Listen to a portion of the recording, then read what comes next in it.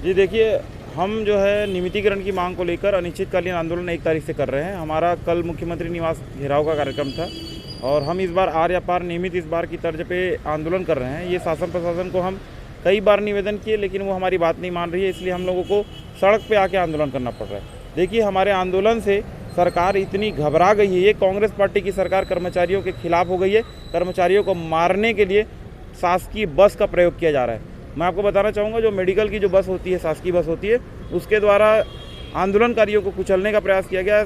शराब के नशे में ड्राइवर था और वो ड्राइवर जो है लोगों को मारने के लिए और गंदी गंदी गालियाँ दे रहा था और मार दूंगा, कुचल दूंगा ऐसा बोल के जो है वो गाड़ी को वहाँ पर चला रहा था। सारे लोग वहाँ पर सड़क पे थे। दूसरी घटना मैं आपको बताना चाहूँगा, हमारे आंदोलनकारी चुपचाप वहाँ बैठे हुए थे, शांति से बैठे थे। कुछ उपद्रवियों को वहाँ पर भेजा गया। अब पता नहीं वो कौन थे। कुछ भीड़ की संख्या में वहाँ पर आते हैं और बोलते हैं कि हमारी मंत्री से बात हो गई है, हमारे नियमितीकरण की मांग पूरी हो गई है, तुम लोग यहाँ क्यों बैठे हो। मंत्री जी ने बोल दिया है कि तुम्हारी मांग पूरी हो गई है, उसके बाद भी तुम लोग आंदोलन कर रहे हो, तुम लोग को मार दिया जाएगा या भगा दिया जाएगा। जान से मारने की भी धमकी सार्वजनिक रूप से वहाँ दी गई और उसके बाद हाथापाई भी किया गया है। हमारे एक साथी को चोट भी आई है, वो अभी डॉक्टरी मुलाहिजा के लिए गए हुए हैं। हम यहाँ पर जो भी घटना हुई है उस घटना को भी FIR दर्ज कराने के लिए थाने में मौजूद हैं और इस तरीके से कर्मचारियों को किस प्रकार से प्रताड़ित किया जा रहा है। देखिए, हम शांतिपूर्वक धरना प्रदर्शन कर रहे हैं, लेकिन आंदोलन को कुचलने के लिए किस प्रकार से हथकंडे कांग्रेस पार्टी कर रही है। कांग्रेस पार्टी अपने गुंडों को वहां पर भेजकर हमारे आंदोलन को समाप्त करने का प्रयास करी। चाकूबाजी की घटना वहां पर हो रही है। आपको बताना चाहूँगा कि हमारी महिला साथी है, उसके साथ भी गंदी गालियाँ और अभद्र व्यवहार किया गया है।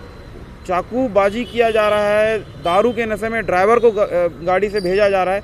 वो तो गनीमत रहा कि पुलिस प्रशासन ने हमारा सहयोग किया, हमारे साथियों ने एक सामंजस्य बनाया, तो हम लोग आज बचे हुए हैं। नहीं तो बहुत बड़ी वहाँ पर अप्रिय घटना हो सकती थी, हाथापाई की बड़ी घटना हो सकती थी, आपसी में मारपीट हो सकता था।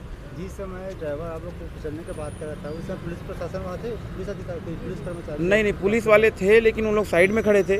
मैं वहाँ पर जो बस है उस बस के बगल में ही था। वो बस वाला जब बोल रहा था कि तुम सबको मैं कुचल दूंगा, मैंने खुद अपने कानों से सुना है कि वो ऐसा बोल रहा था और वो दारू के नशे में था। मैंने फिर उसका गाड़ी को रुकवाया और ड्राइवर को जो है गाड़ी से बाहर किया, नहीं तो वो कुचल देता सारे लोगों को। टीआई का कहना है कि जो झगड़ा हुआ है नवाज भाई, वो दो पक्षों के बीच में हुआ है, जो दोनों पक्ष आप ही से बिलोंग करते हैं। जी देखिए, हम जो आंदोलन कर रहे हैं, अनियमित कर्मचारियों का जो आंदोलन है, वो विभिन्न संगठनों का आंदोलन है। हम लोग जब आज जो धरना प्रदर्शन कर रहे थे और मुख्यमंत्री निवास का जो घेराव करने निकले थे, हमारे साथी सेफली जो है वो जिस जगह पे हमको स्टॉप कर दिया गया था, स्मार्ट सिटी रायपुर के पास, सारे लोग वहाँ पर आ गए थे और उनके खाने पीने की व्यवस्था वहीं थी। हम वहीं पर जो है भोजन जो है सड़क पे ही बना के सड़क पे ही सो रहे थे। कुछ जो उपद्रवी जो बाहर से आए थे, जो अलग गुट के थे, वो तो बाहर थे, धरना स्थल पे बैठे थे। हमारे लोग तो यहाँ पर बैठे थे। वो लोगों को क्या ज़रूरत पड़ी कि वो यहाँ पर आए। तो ये सोची समझी चाल के तहत किया गया है और आ भी गए तो उन्होंने उनके भीड़ के द्वारा ये बोला गया कि हमारी मंत्री से बात हो गई है, तुम्हारी मांग पूरी हो गई है, तो तुम यहाँ क्यों बैठे हो।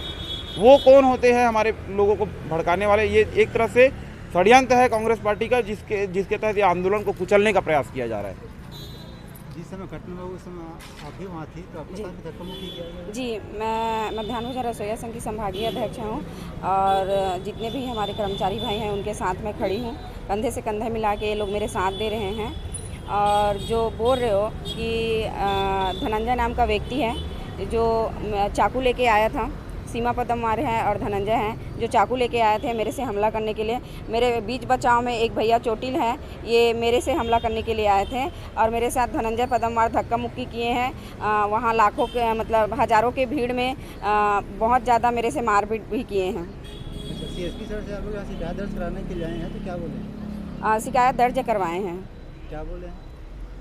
पता नहीं, आश्वासन बस मिला होगा और क्या। जाँच करेंगे कि नहीं करेंगे, क्या बोले? हाँ करेंगे बोलेंगे। क्या करेंगे? अब उनकी मुझे नहीं पता क्या बोलेंगे। अभी आप लोग क्या करेंगे फिर? अभी धरना में वापस जा रहे हैं धरना स्थल में, क्योंकि वहाँ 1000 महिला रोडों पे सोई है। हाँ, एक तरफ बोलती है सरकार कि महिला को आगे लाएं, महिला को हम आगे बढ़ाएं करके। एक तरफ हमारी सरकार हमारी ही महिला को कुचलने की प्रयास कर रही है और हमारी ही महिला को रोडों पे सवार रही है। ऐसी सरकार को ना ज़्यादा दिन नहीं लगेगा कुर्सी हिलने में। आप वहाँ धरना दे रहे थे, क्या हुआ, कैसे हुआ, कुछ बताइए इसके बारे में। हम लोग धरना दे रहे थे, शांतिपूर्वक ढंग से बैठे हुए थे। उसी बीच में धनंजय नाम का एक व्यक्ति 4-5 लोगों के साथ में आता है और वो कहता है कि तुम आंदोलन समाप्त कर दो, हम मंत्री जी के यहाँ से आए हैं, अन्यथा तुमको हम जान से मारेंगे, ऐसा उनका कहना था। फिर जुमा झटकी होने लगी। मैंने अपने साथियों को बुलाया। इसी बीच एक महिला के साथ भी अभद्र व्यवहार किया गया। नीलू ओगरे उनका नाम है महिला का, जो हमारी लीडर है संगठन की। और कुल मिलाकर के शासन के द्वारा प्रयास किया जा रहा है तोड़ने का और लोकतंत्र की हत्या का प्रयास है।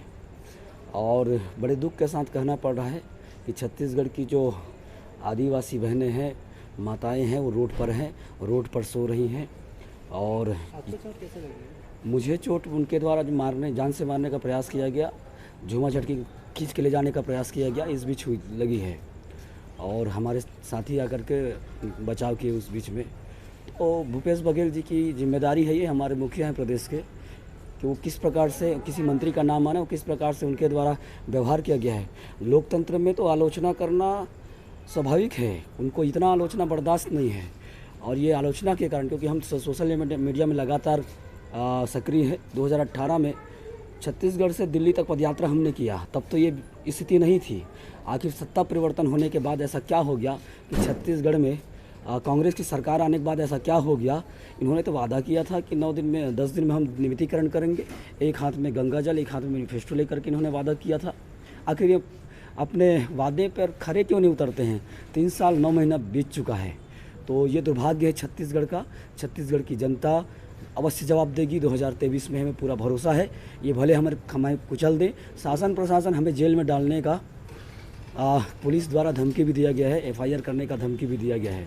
देखते हैं, हम सारे प्रकार से तैयार हैं, क्योंकि हम जनता की लड़ाई लड़ रहे हैं। आपको चोट चाकू से लगा है, किससे लगा? चाकू बरामद हुआ है वहाँ, मुझे ध्यान में नहीं है खरोच किस प्रकार से आई है, चोट किस प्रकार से आई, लेकिन चाकू बरामद हुआ है। वहाँ की माताओं ने लोगों से चाकू बरामद किया है। कितनी बजे की घटना है? ये घटना 9:30 बजे करीब की है जी। पुलिस बल वहाँ थे? पुलिस दल वहाँ थी और मौन साधे हुई थी, मौन मुख दर्शक थी। ये बड़ा हरास करने वाली बात है जी। जो लोग धरने देने के लिए आए हैं, तो उन लोग का आरोप है, कहना है कि दारू पिए कोई ड्राइवर जो सरकारी गाड़ी चला रहा था, तोड़ने का प्रयास किया। अभी ऐसा कुछ मामला नहीं आया है। जब वाद विवाद होने की सूचना आया है तो उस पर से अभी वैधानिक कार्रवाई कर रहे हैं। ड्राइवर को भी ढूंढ रहे हैं उसमें। अगर उसमें जो शिकायत देता है तो अलग से कार्रवाई की जाएगी। अच्छा, चाकूबाजी करने के मामले में जिनको चोट भी आई, जिसको आप लोग मेडिकल ट्रीटमेंट के लिए भेजे हैं, क्या इसके अभी उन्होंने लिखित शिकायत आवेदन दिया है। वहाँ पे सारे चीज़ उपस्थित है। दोनों गुट के बीच आपस में खाना लेने की बात पे, जहाँ पर पहला चला है खाना लेने की बात पे, या कि हमारे गुट का हाईजैक करके आप लोग स्वयं कर रहे हैं, ऐसा की बात पे दोनों पक्षों में वाद विवाद हुआ था। उसमें उन्होंने शिकायत दिया है। अभी MLC के लिए भेजे हैं। तो दो पक्षों के बीच विवाद है कि कोई थर्ड पार्टी जाकर इसमें मारकाट की है? नहीं, दोनों पक्षों का भी वहाँ पर वाद विवाद हुआ था। इस पर से उन्होंने शिकायत दिया है। अभी MLC के लिए भेजे हैं। जिस प्रकार से रिपोर्ट होगा वैधानिक कार्रवाई की जाएगी।